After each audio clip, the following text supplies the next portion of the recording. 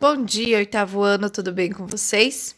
Bom, vamos fazer aqui uma revisãozinha do que eu expliquei na aula passada sobre as vozes verbais para fixar bem esse conteúdo, então, né? Então, as vozes verbais ou vozes do verbo são a forma como os verbos se apresentam na oração a fim de determinar se o sujeito pratica ou recebe a ação.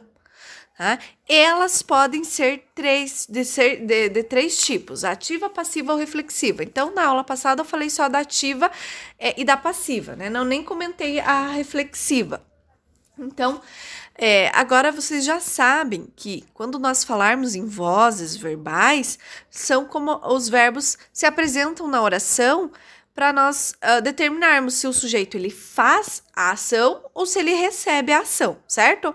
Então, ó, a voz ativa é a mais simples. Nós utilizamos, né, quase sempre, porque o sujeito é o agente da ação. Então, por exemplo, vi a professora. Aqui tem um sujeito oculto, né? Eu vi a professora. Então, quem que viu a professora? Eu, né? É o sujeito quem está fazendo a ação. Agora, na voz passiva, o sujeito ele sofre a ação. Então, por exemplo, a professora foi vista. Quem que foi vista? A professora. Vejam que o sujeito, ele não pratica a ação, não é a professora que viu alguém, e sim ela que foi vista. Então, é o sujeito que ele sofre a ação de ser vista. Tá? E temos a voz reflexiva, que é o sujeito pratica e sofre a ação. Então, por exemplo, vi-me ao espelho. Eu me vi no espelho. Então, o sujeito aqui, ele praticou a ação e recebeu também a ação, tá? Mas nós vamos nos ater mais a voz passiva, tá?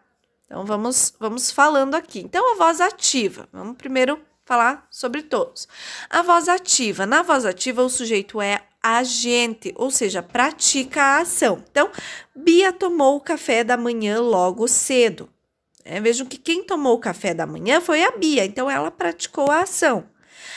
Aspiramos a casa toda, né? Nós aspiramos a casa toda. Então, nós aqui é um sujeito oculto, é quem pratica a ação.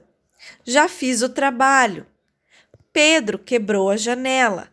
Carla cortou a laranja. Então, nesses casos aqui, o sujeito é agente, tá certo? Então, eu tenho um sujeito agente. Então, a voz ativa é a voz verbal que indica que o sujeito da oração pratica determinada ação. O professor reprovou Cristiano. Então, quando a gente analisa a frase, nós percebemos que o professor é o sujeito que pratica a ação da frase, né? O professor, ele que reprovou o Cristiano, né? Reprovou é o verbo na voz ativa. E a ação praticada pelo sujeito, reprovar Cristiano, né? Já vimos bastante exemplos. Agora, a voz passiva. Na voz passiva, o sujeito é paciente. Então, na voz ativa eu tinha um sujeito agente, na voz passiva o sujeito é paciente.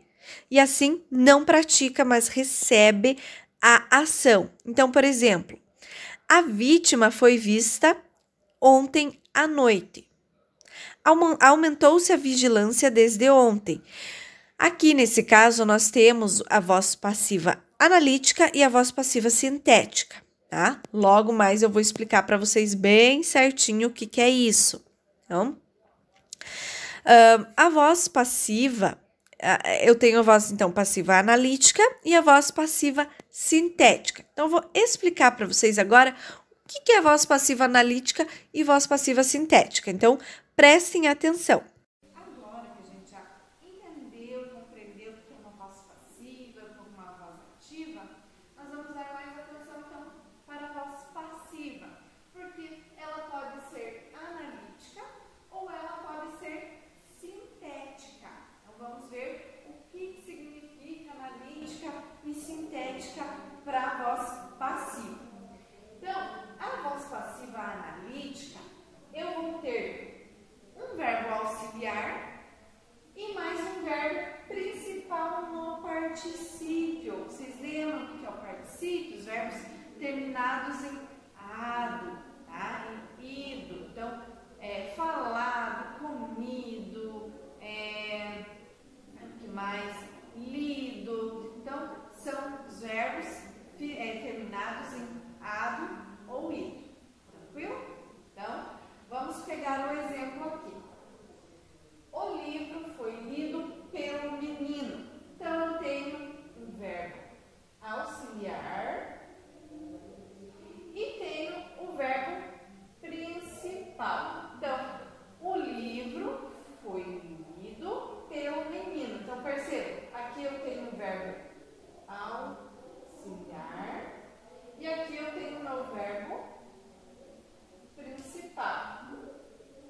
Certo? Então, perceba que esse meu verbo principal ele está no particípio, tá? Está terminado em i. Tranquilo? Então, a voz passiva analítica vai ser sempre essa, quando tiver um verbo auxiliar mais um verbo principal no particípio. Tranquilo?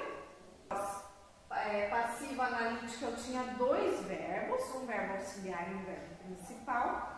Na voz passiva sintética, o meu verbo vai ser na terceira pessoa. Lembra? O verbo na terceira pessoa que indica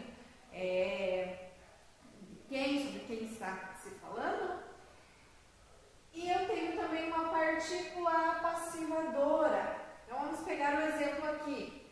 Aluga-se uma casa. Perceba que o meu verbo está na terceira pessoa, né? Aluga-se. Eles estão alugando, ou está sendo alugado, né? Aluga-se. O C aqui é a minha partícula apassivadora, porque está acompanhando o meu verbo, está indicando que ele está na voz passiva sintética. Então, sempre quando eu tiver um verbo na terceira pessoa, mais uma partícula apassivadora, então eu vou ter a voz passiva sintética. E ele pode ser no singular ou no plural. Aluga-se uma casa. Alugam-se casas. Tranquilo, né, alunos? Bem fácil da gente compreender aqui. Então, quando eu tiver dois verbos, então, um no particípio e um verbo auxiliar, eu vou ter uma voz passiva analítica. Se eu tiver um verbo na terceira pessoa, mais uma partícula apassivadora, eu vou ter uma voz passiva sintética. Então, eu posso transformar a voz ativa para a voz passiva. Então, é possível essa transformação aí nas frases, tá? Então, vamos pegar um exemplo. O rapaz transformou a cidade. Então, percebam que eu tenho o meu sujeito agente, porque é ele quem está praticando a ação. Tenho o transformou, que o verbo está na voz ativa, e tenho o meu objeto direto.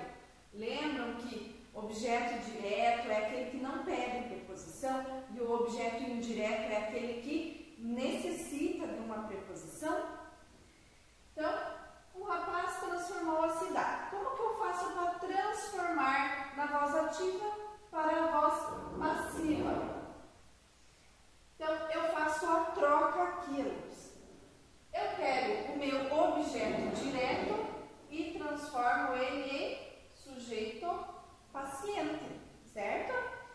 Aí, eu pego o meu sujeito agente e transformo no agente da passiva. Então, percebam que eu troquei aqui a posição na oração e na frase e vai ficar assim. A cidade foi transformada pelo rapaz. Então, perceba que aqui, nessa oração, a cidade é o meu sujeito. Então, ele é um sujeito paciente, porque não é ele quem pratica a ação, certo? Eu tenho aqui uma locução verbal. E o que é uma locução verbal? São dois verbos, tá? Então, quando eu falar em locução, são duas palavrinhas ou mais. Aqui, nesse caso, locução verbal. Então, eu tenho o verbo foi e tenho o verbo transformada, tá? Então, eu tenho uma locução verbal. Então, o verbo na voz passiva analítica, como a gente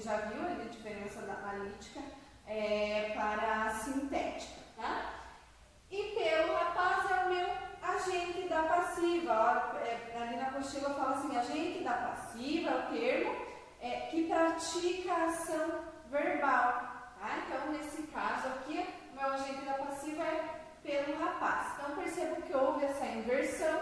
Então, o meu sujeito aqui, que era agente, se transformou em agente da passiva e o meu objeto direto se tornou o meu sujeito paciente. Se eu consigo transformar a voz ativa em voz passiva, eu posso fazer o contrário, tá? Eu posso transformar a voz passiva em voz ativa, utilizando o mesmo recurso que eu utilizei lá no outro exemplo. Então, a vila foi abalada pelos disparos de canhão. Então, eu tenho a vila, que é o meu sujeito paciente, tenho foi abalada, que é o meu verbo na voz passiva analítica, né? Tem o verbo auxiliar, tem o verbo principal no particípio. E tenho o meu agente da passiva. Então, eu vou transformar na voz passiva em voz ativa. Então, eu vou pegar o meu sujeito paciente e vou transformar ele em objeto direto. Vou pegar o meu agente da passiva e vou transformar em meu sujeito agente. Então, a vila foi abalada pelos disparos de canhão, vai ficar os disparos de canhão abalaram a vila. Então, percebam que os disparos de canhão ficou aqui na minha frase como sujeito agente.